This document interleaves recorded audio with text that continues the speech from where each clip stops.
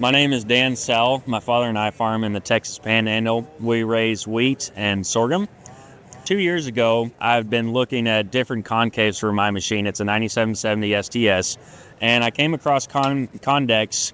A friend of mine in the Mississippi Delta he raises a lot of different crops, and he always talks highly of these. And so I thought it'd be a good idea to go ahead and look at that. And compared to deer, so we're only small crops or small grains, so we don't have to change concaves from corn, to beans or whatever else. But you do have to change them to get a better cleaning job from wheat to sorghum. But you don't have to do a whole lot. That really interested me. They seem to thrash really well. We've seen inputs. We run 2 combines. We